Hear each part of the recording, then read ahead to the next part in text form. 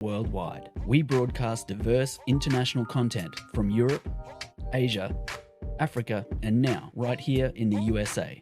Watch us via Roku on your smart TV. Download the Millennium TV app from the App Store to stream our shows anywhere, anytime. Millennium TV.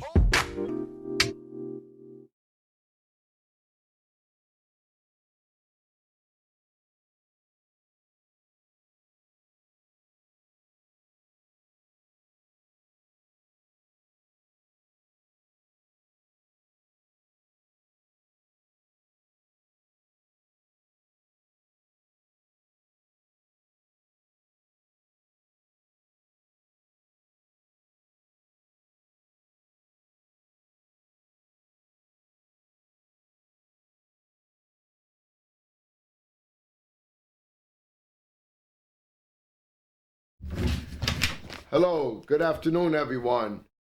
Welcome to Millennium News 24 Power Talk, and I'm with you. I'm Eric Stevenson, your host.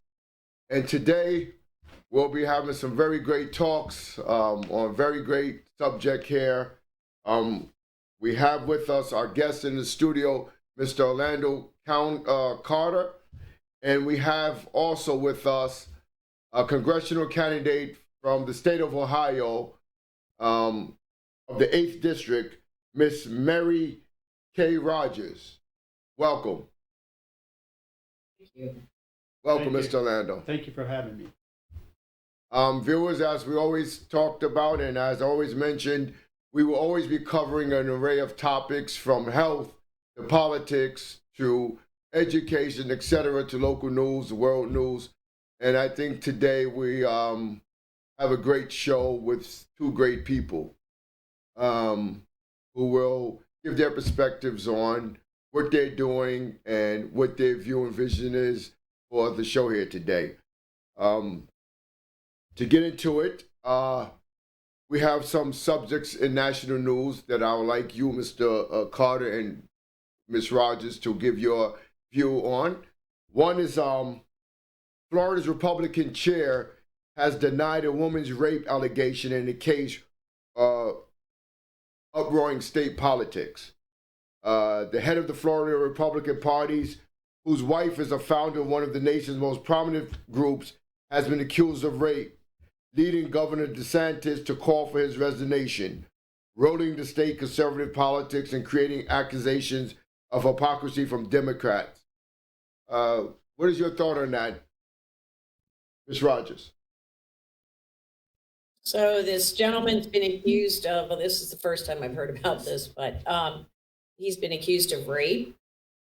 Yes, the head of the Florida Republican Party, whose wife is a founder of the conservative groups, has been accused of rape.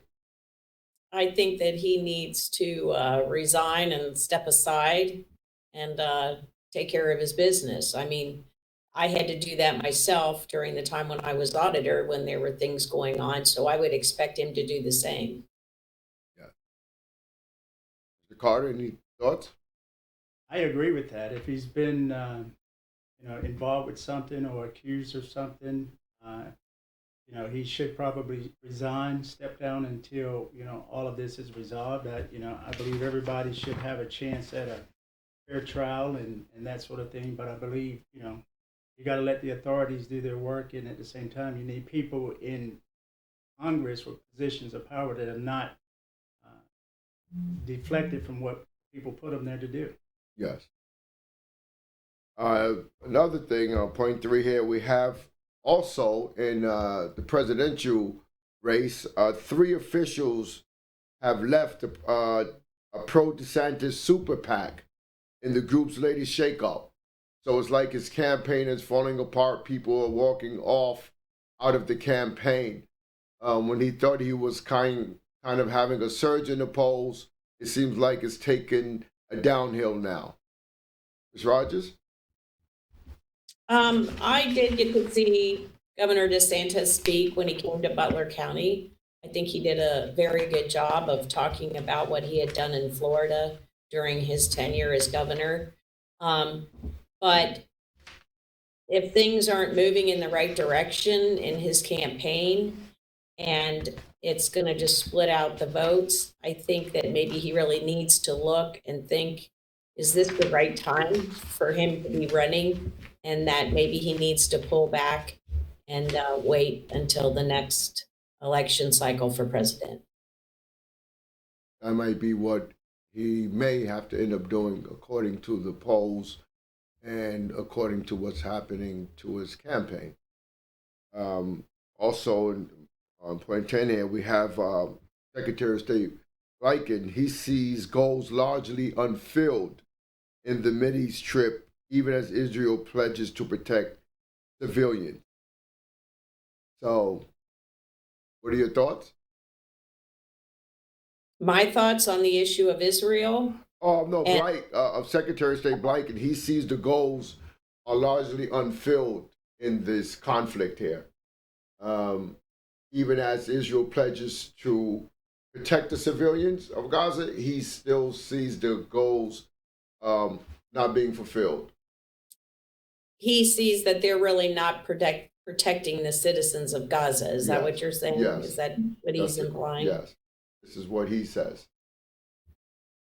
Unfortunately, and when you're at war, it's got to be a difficult thing to protect the citizens. If you really want to protect everybody, they all need to come and sit down at the table together and figure something out and, do a ceasefire like we had up until the other day. So that's what really needs to happen if you really want to safeguard all the citizens. Yes. What would you think? Yeah. How do you think it's going? Really unfortunate what's going on over there. My heart bleeds for the people, and I'm just going to continue to pray for those involved. Tough situations. That's why we need good people in office who understand these things and who can kind of balance things better than what we're having today. So let's start with you, Miss Rogers, Mary Kay. It's an honor to have you here, calling in and being on our show today. And I know you're a congressional candidate for the 8th Congressional District in Ohio. You're a Republican candidate. So what makes you want to run for Congress? Well, one, I don't think any of us are better off than we were. Well, it'll be 8 years when my opponent took over for Speaker of the House Boehner. Things have not gotten better in this country. The Republican Party as a whole seems to be more splintered now than they were even back then when Speaker Boehner was in charge. And I just think the overall public wants change. There should be term limits. In fact, my opponent brought up in 2017 term limits of 6 years for congressional members. So he even, went to the floor and tried to get something going on that issue. And now here he's going to be in office this next summer, 8 years. So if he really believed that people should be on 6-year term limits, then why is he still running this year? But overall, I just think we need change. Things aren't going in the right direction. Again, the Republican Party is very splintered. That's very evident. It took us weeks to get a new Speaker of the House. He's in there now, and then there's still issues where, he could get tossed out tomorrow with the way they all are. So there seems to be a lot of dysfunction in the whole Congress. You ask me what's going on. I'm hoping they get it together sooner than later. And this thing about the term limits, your opponent probably doesn't really believe in term limits, but he knows it's something people want to hear, and he knows it's something that's probably not going to pass Congress. So it's easy to throw it on the floor, knowing it's not going anywhere, but the fact he gets credit for saying it. But as correct. You mentioned, he's there for 8 years. Good. Yeah. So that's the reality. He knows he's there. If that's the case, why does he resign if he believes in it so much? Exactly. Exactly. So, So what are some of the things you would do once elected? well, one of the big things is we have got to work to balance the budget and start paying our national debt down. Today, I was reading an article, um, how they're going to try to cover up that they're basically going to be cutting Social Security benefits. It was interesting to read the article. It was telling seniors that they need to only, if you have two cars, since you won't be working anymore, get rid of one of your cars. I think most people nowadays, if they're going to live on Social Security, they're going to still have to continue to work. So that's a bad idea. They're going to need two cars because they're really not going to be able to quit working. They talked about, not taking extra any kind of trips, not going out to dinner. Well, gee, why would you retire? There's things you didn't get to do in your working years, and now you finally retire, and gee, you get to do even less. So it was just really interesting. But anyway, so we need to balance the budget, and part of that balancing process, we have to start paying down our national debt. We can't keep being and giving the house away to everyone. We have to start honing in on what is important to the American people, and those are the projects that we should be, supporting and then helping to, pay for and fund. Yes, very important point, and it's so sad to hear such a thing, or even imagine such a thing of seniors or people having to retire, and now to choose whether to keep two cars or to get rid of it and have one, and to not be able to get the reward of their labor after retirement. And this is forcing them to choose and not having to be able to take a vacation that's well due to them after hard work and many years of service and working and labor, and not being able to take a vacation, or not being able to say, well, choose what kind of meal they want to have on their Sunday dinner versus, eating what you can, So we need some work. Work has to be done, and we're hoping some people with good minds and good thoughts and ideas and commitment will come into Congress. And this is one of the reasons why we figured we would have you on as a fresh breath of fresh air to come and share your perspectives. And I believe that we need more people like you, yourself. I don't think we should always play partisan politics, because that's how we lose. I agree. I agree completely. Yeah, because the government is not one party.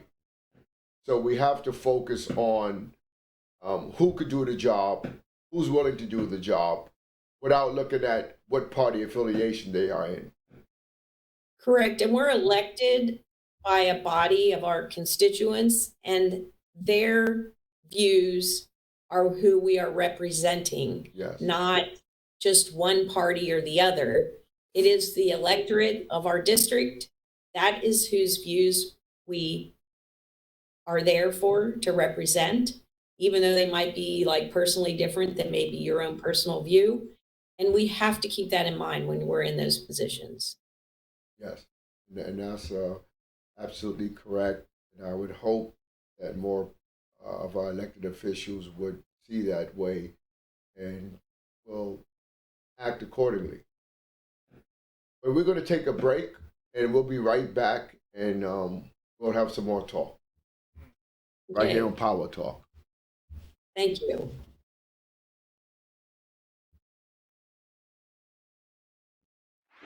Welcome to the world of Millennium News 24. We bring news, we analyze news, and we make a bridge between you and the eventful world. 24/7, Millennium News 24 team is at your service. Don't miss today's America, Editorial Today, and Global Democracy with host Tofader Noor. You also won't want to miss Todd Goldfinger's show, Goldfinger Music Hour, Noon News with host Todd Goldfinger. And to stay connected with all top and trending news, don't even miss Millennium News Hour with host Tanziba Nouri. Millennium News 24 is available to be watched free for all LED TVs such as Sony, Samsung, LG, Roku TV, Amazon TV, and Apple TV, and also in all European countries and Australia, available with the Sky Network, Worldwide Jadoo TV, Radiant IPTV, Worldwide Jago BD Network, and Horizon Satellite globally. Millennium TV 24 News you need to know.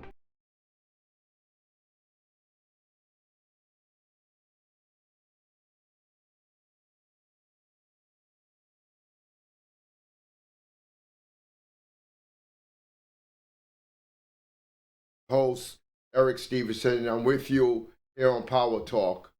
We was just speaking with Miss Mary Kay Rogers, the congressional candidate for the 8th District in Ohio, and we're here with Mr. Orlando Carter.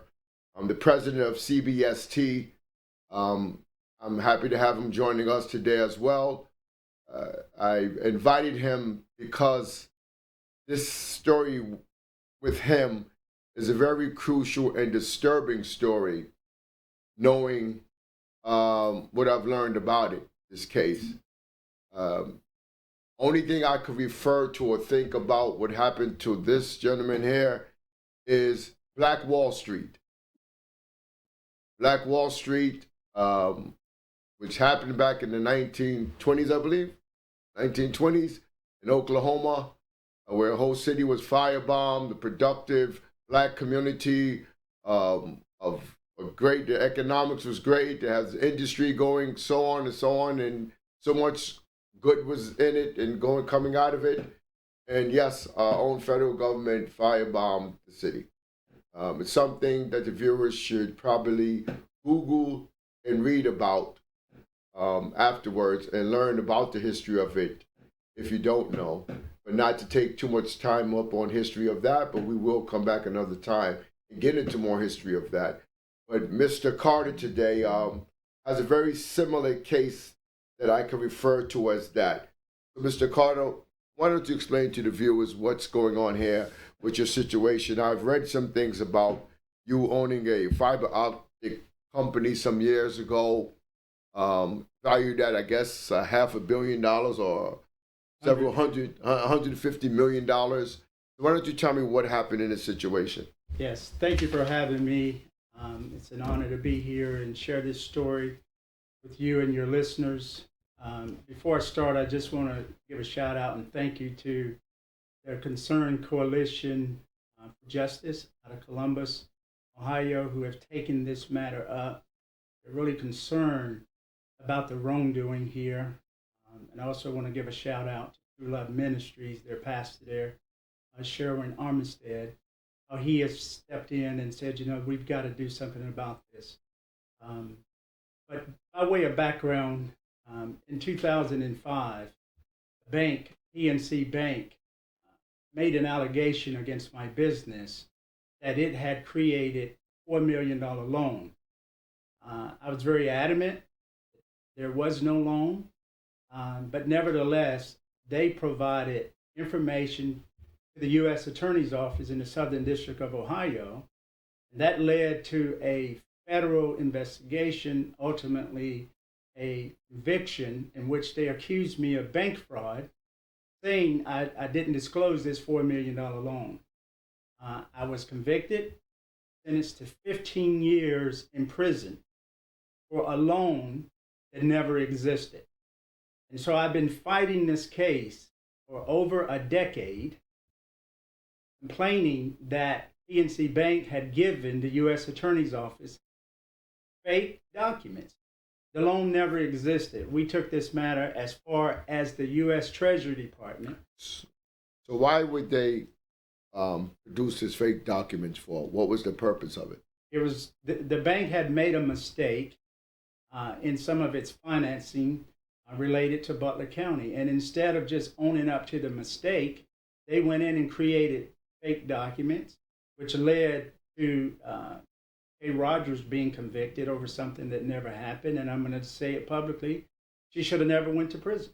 And I'm happy that she's coming out now and standing up to do something about this and fight this matter. So was this an effort by the bank or by the government to purposely destroy you? Or was this a mistake that had to be covered up and you got caught in the crossfire of it? Well, it certainly was a cover-up, and it's still a cover-up. They can call it a mistake or something. I believe it was intentional, that because now they are aware that I'm back, I'm out of prison, I'm still fighting this matter, and yet neither the U.S. Attorney nor PNC Bank will have a meeting with me. So what was the purpose of they said you had you took a bank loan of $4 million? $4 million. Which never happened. Never happened. We never received any loan proceeds from the bank regarding a $4 million. But wouldn't it have to be produced in trial if that's the case? This is why I'm speaking out. Over a 17-day trial, not a single bank document was entered into the public record. Not a single bank document. So how is it that they're saying there was a loan and there's no evidence of the loan? What they did is they brought two PNC Bank executives into the courtroom and put them under oath, and they testified that the loan was real without certified bank documents from PNC Bank. So was you on the rise? Your business, was it growing, or was you up for any major contracts with the government or anything that? We at that time were in cutting edge technology in the fiber optics arena. And let me just make sure everybody understand, companies like Google, Apple, Facebook, they couldn't exist without the type of technologies that we were implementing back then. So we were on to something really, really special. I'm an engineer by training, and I've been in these technologies, over 20 some years. And so why they did this, I don't know. I told the FBI, who threatened me with over 300 years, if I didn't plead to something. And I told them I will not be pleading until you produce some records showing a loan.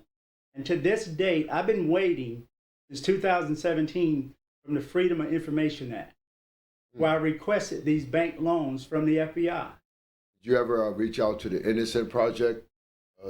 I did. Yeah. And I did that once I came home. And they said, basically, because you're home, they want to spend their resources. And I respect that on people who are still in prison. Well, but what about justice for those who was wrongfully convicted and served, whose families were destroyed and served many years and their lives was half destroyed for wrongfully being in prison? I'm just saying, what is the ground or what is the remedy for that? Well, that's why I'm here. I am asking all your listeners, everybody to join the Concerned Coalition for Justice, where they are demanding that Kenneth Parker, he's the U.S. Attorney for the Southern District of Ohio, produce the records or say the loans never existed. What is he saying about this? I was going to ask the question, the U.S. Attorney. Unfortunately, all I've heard about him is that he's a good person. So, but unfortunately, I have not been able to secure a meeting with him at this point. Their office is remaining silent.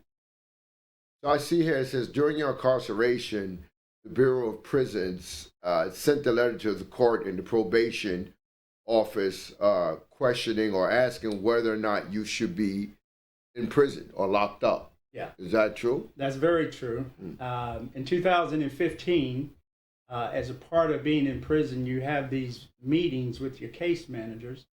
I went to them and said, unfortunately, I will not be signing any more documents because I'm being held on false information. It was during that process where they either had to lock me up in the SHU or get the warden involved. And based on the law, the seller's law, it was then that the warden said he's absolutely correct. If he's challenging information in his pre-sentencing report, his PSI, then we must notify the court. So they sent a letter to the court saying, should we continue to hold him? This is 2015. When I've been complaining, and the probation officer never responded. So I continue to sit in jail, in federal prison, over something that even the BOP was questioning. Okay, here I see the U.S. Treasury Department, they had 2 investigations that was completed and found that there was no $4 million loan related to you and your company. That is correct. When I was in prison... So shouldn't that be enough for the Justice Department to reveal this and reopen the case and try to work this situation out with you? It sounds like a wrongful conviction if the U.S. Treasury Department says that. I mean, we're not talking about a local court. You're talking about the Treasury Department of the United States. You know? That's a good point. We took this matter all the way to the U.S. Treasury Department, as well as Kay Rogers, not just me. And the department came back and said there was no $4 million loan. Okay, so then why doesn't the Department of Justice, U.S. Attorney, not, accept the words of its own counter agency, the U.S. Treasury Department's words? I mean, does one not believe the other? Are they not on the same page of the same government? Or that's why we're here. We are raising this matter because there's only one federal government. I like the way Ms. Rogers thinks. I have to hear from you, Ms. Rogers. What is your thoughts about this? Well, first off, I know this issue isn't unique to just Orlando and I, that there's these fabricated amounts, okay, of loans or potential loans that people get stuck with. And especially like in Orlando's case, in my case, after you do your time and that, you get out and you still are serving a life sentence because you have this restitution order to pay back a loan, lease, whatever you want to call it, okay, to pay that back. And it was fabricated. It never existed. There was never any loss. There was never any proven loss. So on November 1st of this year, the 6th Circuit Court of Appeals, which is in the district that Orlando and I are in, said in rulings like, unless you can prove that there was an actual loss, you cannot, place upon people a burden for a fabricated number. If there was no loss, then there is no restitution there. And in our Orlando and my case, we should have never been charged with a crime. So, and if you want to carry that, just hear me out here, if you want to carry that further with the way the government treated what happened to Orlando and I, okay, this could happen to anyone. Like they apply for a credit card, they apply for a bank loan. Okay, the bank doesn't give it to them, doesn't happen.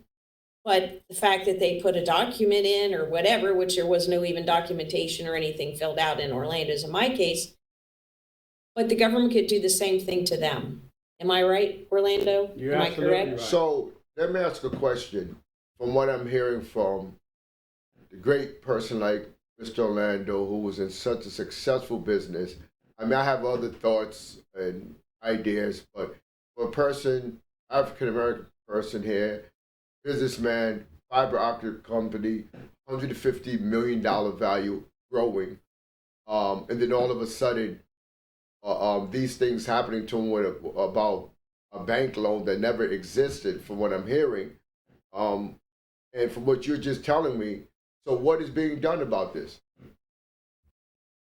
Well, I know myself, it's like I wake up every day trying to fight it, okay?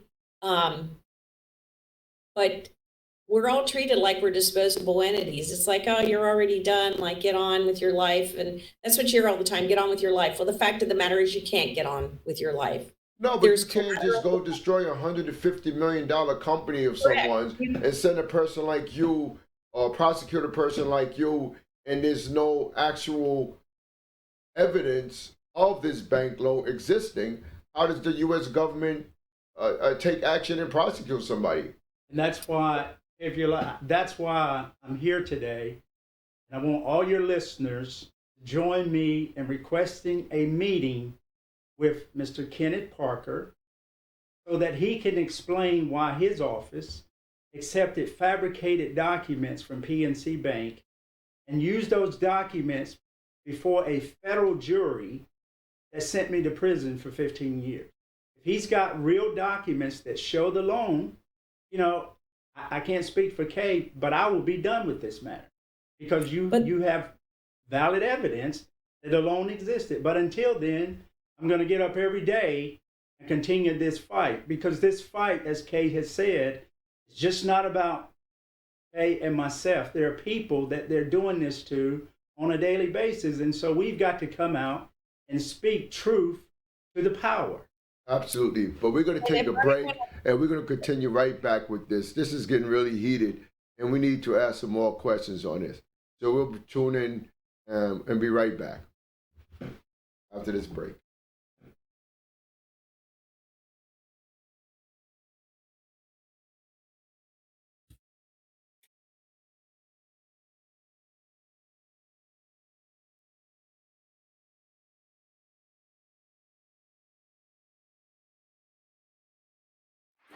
Welcome to the world of Millennium News 24. We bring news, we analyze news, and we make a bridge between you and the eventful world. 24/7, Millennium News 24 team is at your service. Don't miss today's America, Editorial Today, and Global Democracy with host Tofader Noor. You also won't want to miss Todd Goldfinger's show, Goldfinger Music Hour, Noon News with host Todd Goldfinger. And to stay connected with all top and trending news, don't even miss Millennium News Hour with host Tanziba Nouri. Millennium News 24 is available to be watched free for all LED TVs such as Sony, Samsung, LG, Roku TV, Amazon TV, and Apple TV. And also in all European countries and Australia, available with the Sky Network, Worldwide Jago TV, Radiant IPTV, Worldwide Jago BD Network, and Horizon Satellite globally. Millennium TV 24 News, news you need to know.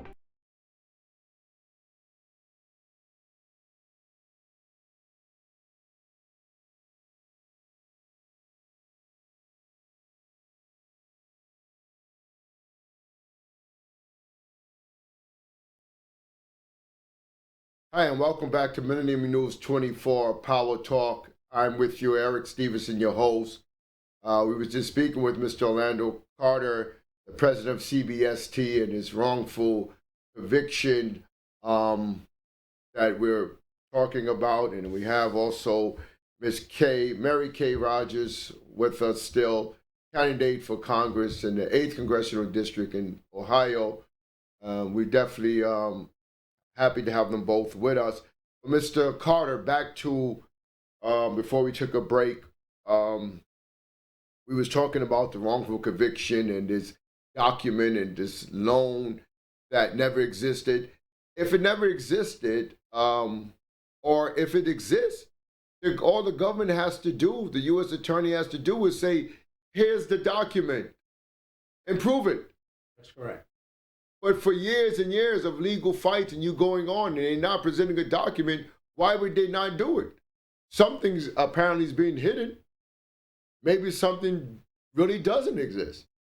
But another question I have here, I see that in 2018, while you were still incarcerated, the federal prosecutors met with the members of the Baptist Ministers Conference who sought the records showing the loan.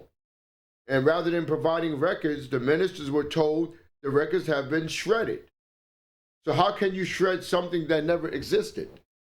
That is a good question. Well, the Baptist ministers were deceived.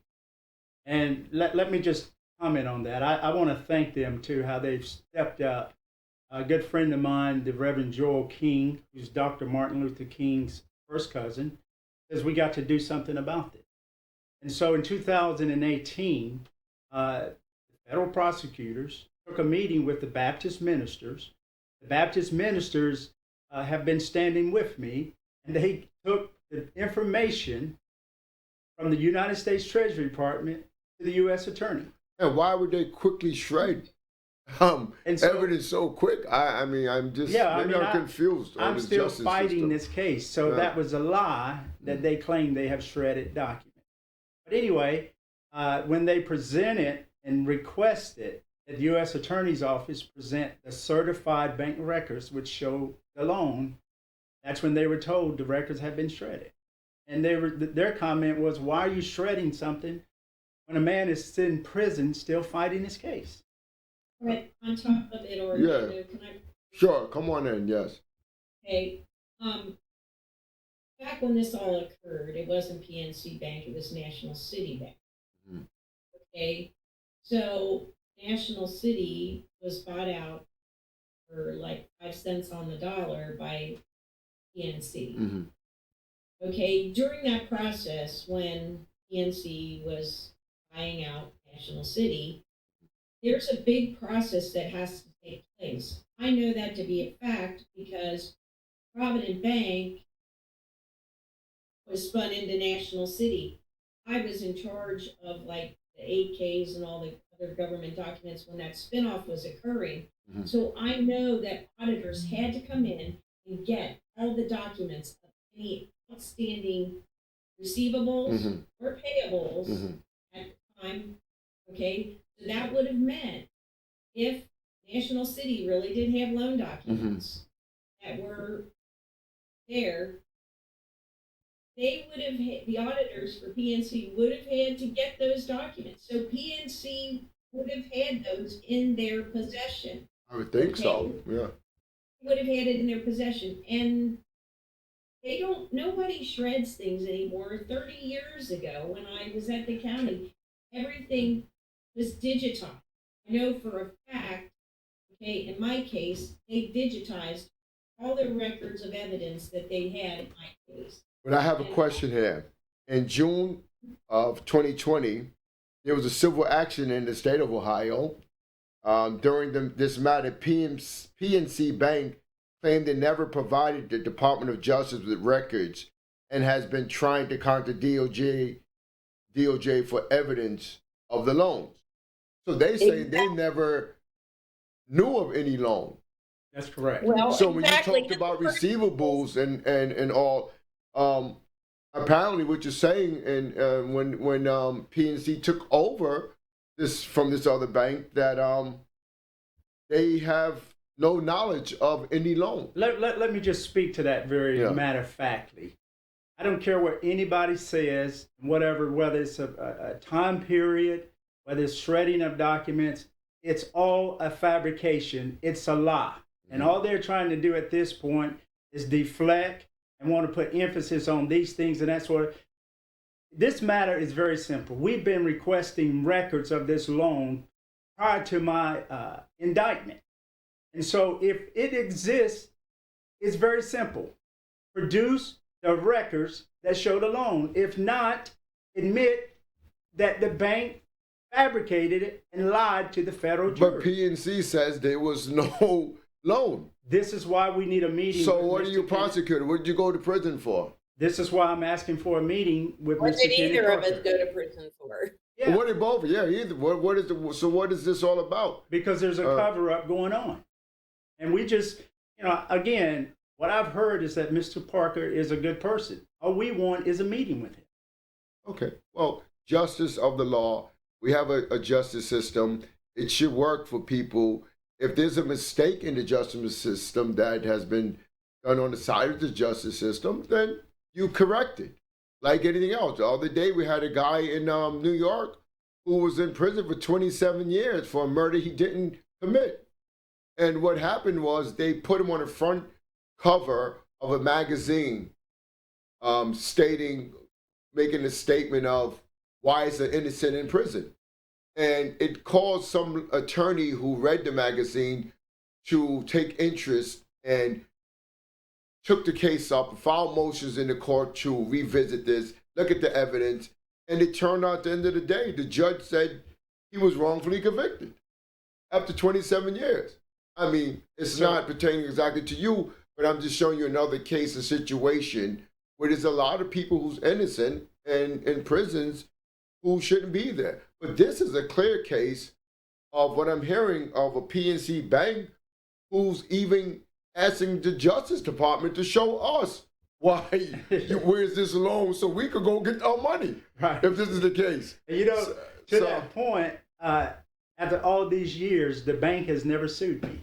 The bank has never even made an effort. Because what are they going to sue you on if there's no paperwork, if there's no bank loans? To sue you off of what? Off the air? So, But if I could bring this up also, I have a restitution payment that I've made. There's money that they've taken out of my retirement account, the Department of Justice, and that. And anyway, yet when we've asked PNC, you know, did you get this money from, you know, K. Rogers? Have you gotten it? It's like every month. They have no record of ever receiving any of this restitution that, you know, I've been paying in and, you know, giving up my retirement and money that was in a retirement account, and the list goes on and on. They have no record of it. So where's the money going is the question. Yeah, that's the question. And this is why we need a meeting to make sure there's not any embezzlement going on within our federal system, our federal employees. Something is fishy about here, and I think that's the reason. Well, it sounds like the Justice Department needs to exactly do exactly that. They need to open this case up, reopen it, and guess what?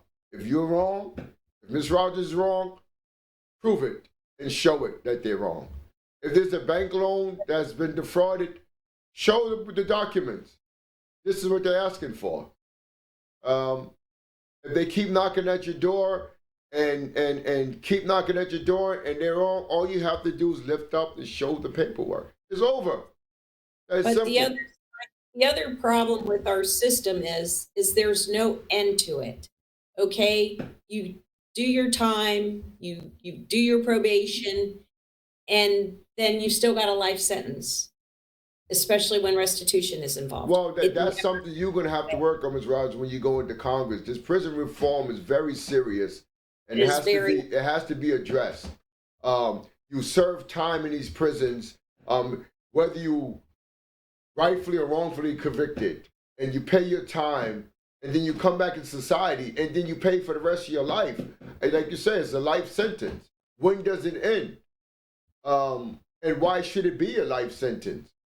You know, if you're not convicted for life and you serve your prison time, when you come back into society, why should you continue to be demonized or to continue to be paying for the rest of your life? Right. And in most cases, most people, like when the Department of Justice, you know, brags about their, you know, 96 or 98% conviction rate, it's because most people cannot afford to fight them. Because remember, they've got unlimited funds. And in a lot of cases, like in mine, okay, they weren't really after me. They in the end of the day, they were going after, at the time, Minority Leader John Boehner. Okay, and the U.S. prosecutor that was in the case, okay, he had run up in Dayton, Ohio for Congress. And Mike Turner, who is the congressman up there during this election, John stepped in, John Boehner stepped in and worked hard on Mike Turner's behalf so that Mike would win that election, and he did. And so the U.S. prosecutor was just, I mean, furious about it. He wanted, like in my case, and I'm sure Orlando got asked and other people, for me to testify to things about Minority Leader Boehner that I either had no direct knowledge of or my recollection of it was not the same as the narrative the prosecutor wanted. And he was livid. So you got punished. And let's just put it in terms where everybody understands. They wanted you to lie on the former Speaker of the House. That was the objective. And unfortunately, my business got caught up into that. I'm not a politician. And I got blamed over a $4 million loan. And so this matter needs to be readdressed, and I'm asking for a meeting publicly. One of the things I have learned in this process, I want everything done transparently. It needs to be out in the open, no closed door meetings. These things need to come out so people can see how our system will chew you up and throw you out unless you have the resources to fight. You know, you're absolutely right on that, but we're going to hold right there. We're going to take a quick break, come back, and we're going to talk more on this topic. This is very interesting. I'm surprised. America has like a hidden hand of some things that is not so straight. We got to get this thing straightened out. This is like one of the top cases that's probably hidden that needs to be resolved. But let's see if we're going to help do that with our listeners. But we'll be right back. Millennium TV Power Talk.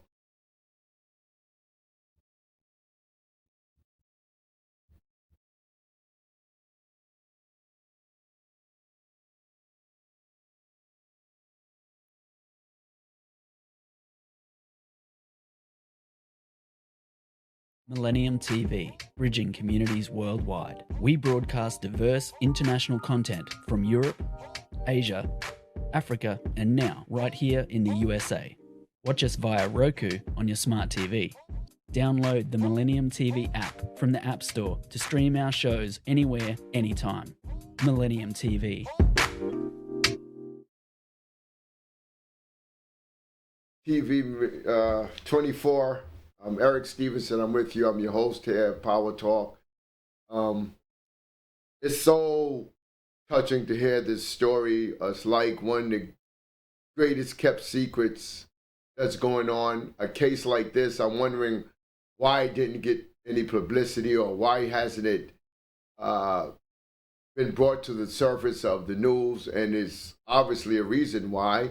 If someone says that $4 million was taken and it wasn't taken, and you put two people in jail behind it, it's a good reason to want to cover that up, because someone has committed a crime and prosecutorial misconduct. That's a lie. If this appears to be true, and if it's not a lie, I think we should see the paperwork. Also, Forbes magazine has went to the extent and did an article titled "An Entrepreneur Wants to Know Why He Went to Prison for a Bank Loan That Did Not Exist." So, you know, Forbes magazine, I believe, I give credit to them. They're very known and credible magazines. And if it's something of nonsense, they kind of just won't take it. But if they allowed it to go in the magazine, then it must be some credibility there, or it must be the question that exists: is it true or false? And this is what we would hope that the U.S. Attorney of Ohio would come forth and do. The Justice Department, I mean, they don't need to contradict their own agency of the U.S. Treasury Department, who says the loan didn't exist. I mean, come on. I mean, we're in America, this United States, a justice system. I mean, I would hope that even maybe the President of the United States will get to hear about this case and order the Justice Department for review of this, for two people who were wrongfully convicted of something that doesn't exist. If we could see it, we could all go home. But the Forbes magazine, it was great that they took interest in your story. Yeah, as well as Kay Rogers' story. When I came home from prison, we had a conversation with them, Kay and I. They did their own, obviously, independent investigation. They reached out to PNC Bank. Again, the bank wouldn't respond. I believe they reached out to the U.S. Attorney's Office. Again, they wouldn't respond. And so all they had was the evidence from the United States Treasury Department, and they produced a story that to this date, neither PNC Bank nor the U.S. Attorney's Office has rebutted. And, you know, I don't know, this is really disturbing. I was hoping that maybe, you know, there's good attorneys out there who probably don't know about this case, because you have good people in law who knows and they believe in the rule of law and follow fairness and justice for all. as our Constitution supposedly says and stands up for. But in this case, it seems like your constitutional rights are not being upheld or actually being violated. You do have good attorneys out there. I see on CNN you have attorney Joey Jackson from New York. He's pretty much good in law, and I see him taking on a lot of constitutional cases and talk a lot of good things. You may want to look up Joey Jackson in New York City. And Laura Coates, the talk show host on CNN, ex-federal prosecutor. You should try to reach out to her and let her hear this case.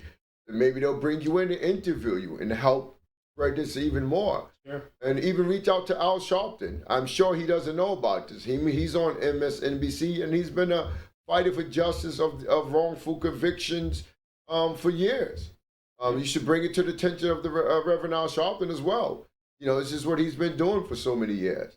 For you and Ms. Rogers, even though you're in Ohio, he's been fighting nationwide for these things. So you need to check out Laura Coates, CNN. Probably they can set an interview for you and Ms. Rogers. Reach out to Joey Jackson, the attorney in New York City. Maybe he'll take up the case and go after this and tackle it. And then once again, Al Sharpton and there's others. You might also, there's a guy named Stevenson, Brian Stevenson, if you heard of him. Mm-hmm. You may want to reach out to him as well. He goes after wrongful convictions, and he's had a good success rate, and that's one of the things he does. And we're hoping for justice for you and for Ms. Rogers. Sure. And like I said, if you're in the wrong, then we ask the government to produce it. Then we could all pack up, go home. That's we correct. know where the chips lie. But right now, chips lie that something here is fishy. I want to come back to the point of the Baptist ministers meeting. During that meeting and subsequent, the U.S. Department of Justice sent a letter to the Baptist Ministers Conference. In that letter, on the very first page, it stated, "It's never too late to do the right thing." And so that's my motto. I'm calling on the Department of Justice to honor that. You see Merrick Garland on television all the time talking about the Department of Justice follows the facts and the law, and they're focused on doing the right thing. That's all we're asking you to do, to live up to your word that it's never too late to do the right thing. Justice should work on both sides of the table. And so, like Eric has said, if there's a loan, if you have documents for this loan, then just produce it and I'm gone. You won't hear from Orlando Carter again. But until that happens, this fight will continue because it's just not affected myself and Miss Rogers. It's affecting people that are sitting in prison today, as well as those that are about to walk into the system unless there's accountability and transparency that's associated with our justice system. Well, the Justice Department, the Justice Department's already said that it was never, that the loan was shredded, right? The paperwork was shredded. How do you shred the paperwork of a loan that hasn't been paid? And why hasn't PNC Bank come after you for restitution or for your money, for their money? Because it's a lie. Well, that's the question. I know the answer, but I'm just pointing to the It viewers. was under the 10 years that they all claim. After 10 years, the federal government says after 10 years, we shred the documents. Well, sadly, in 2008, PNC, took over National City. So they would have had to have those loan documents. That is 4 years. 4 from 8, is 4, not 10. Yeah. So PNC would have had to have those documents. But PNC, according to the document here, says they never saw loan documents. Exactly. So they how were did never it exist? If the bank says it didn't exist, how does the Department of Justice make it exist? And then the bank asked the Justice Department to show them the loan so that they could, like I said, go get their money from Mr. Carter and say, hey, you have a debt to pay. So it looks like some fabrication, according to the story here. And somebody has to muster it up and come forth. And look, we all make mistakes. If there's a mistake, live up to it. point out one other thing. They are supposed to have this MVRA hearing. It is required, but in most cases, they never have it. And what that is a mathematical evaluation of restitution, okay? So that is when the proof of a loss is to be presented to the judge, okay? The judge, under any circumstances, should demand to have that hearing, period. And people are probably And asking, in most cases, it never happens. people are probably asking, how did this get this far? I want to answer that during my trial, nobody challenged, not even my trial attorneys, challenged the validity of the claims being made by PNC Bank. It wasn't starting to be challenged until they actually had locked me up, and that's when I realized that even my own trial attorneys had deceived. Well, the bank is not saying that they gave you a loan. It's the prosecutor saying that, not the bank. So the bank says, we have no knowledge. The prosecutor said, we have knowledge. So they have knowledge of bank business that the bank doesn't have, right? Which makes no sense for a $4 million loan. So let's see if it would get back into the courts and if the judge will grant a hearing, which it should. I don't see under the law why they would not, based on evidence not being presented in this case. The hearings should be held to ask that the parties produce the evidence. That should definitely happen. And let's hope maybe the U.S. Department of Justice, Mr. Parker, U.S. Attorney of Ohio, will, like you said, as he's a good man, maybe he will have the goodness to do it once the facts are presented to him. I mean, that would be his job if he's upholding the law and has any sense of integrity. But if he's part of the good old boy crew, then guess what? You're going to have to do some more fighting. But let's hope he's not part of the good old boy crew and that he is a man of integrity and he is upright and he upholds the law with fairness, regardless of race, color, religion, and he does the right things. Mr. Orlando, you deserve a hearing. You deserve your day in court. If you're wrong, you're wrong. If you're right, you're right. If you're right, they should resolve this issue with you, as well as Ms. Rogers. So we need to continue on. And Ms. Rogers, I thank you for coming on our show today. Thank you so much for inviting me. I wish you all the best in your run for Congress. People of goodwill and heart who listens, who's in your area, should elect you. They should do all they can in their power to vote and elect you to Congress. Because it's not for you, it's for the United States of America, for people not to get cheated by the law. And only a person who's experienced this wrong could go in with the experience into Congress and put their effort forward to reform it and to make sure this doesn't happen. So all the best to you. And I'll look to come to your inauguration in Washington. And to Mr. Carter, and I'll let you both get 1 minute each before we close off.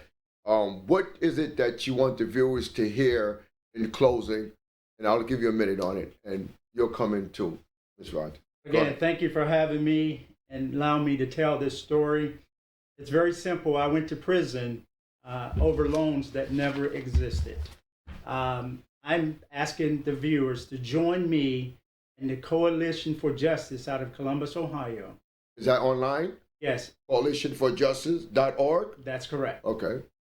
To join us in demanding a meeting with the Department of Justice, which will be transparent so that they can explain where they got evidence of a loan if they cannot produce the record. That's what I want your listeners to do. Don't let anyone go to bed and sleep until this matter is resolved. And frankly, I would like to have the meeting by January the 6th of 2024. Because it's you today, someone else tomorrow. We have to put a stop to it. Ms. Rogers, in closing? In closing, thank you very, very much for having me on today. But as Orlando said, and I know I've mentioned this, but this is a life sentence for people, okay? And it's overstepping of our government. And people have to remember this could be you.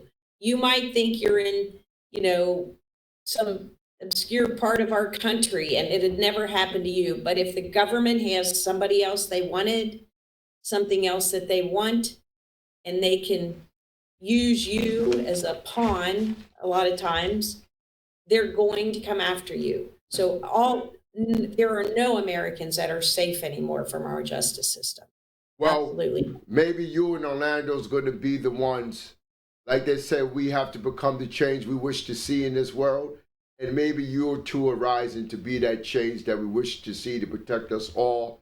I thank all the viewers and listeners for joining us here on Millennium News 24 Power Talk Show. I'm your host, Eric Stevenson. We thank you for listening. And if you find good heart and goodwill to participate, join that coalition, coalitionforjustice.org, and help bring justice to a prominent businessmen and women who are successful people in our societies. Let's help the wrong. And if you find it in your heart and any good, let's do something about it. And let's hope the U.S. attorney becomes or is the good person that we hear him to be, and grant the hearing. And let's put this to rest that we can move forward. Thank you all. We look forward to you again. And God bless all. Thank you. Thank you.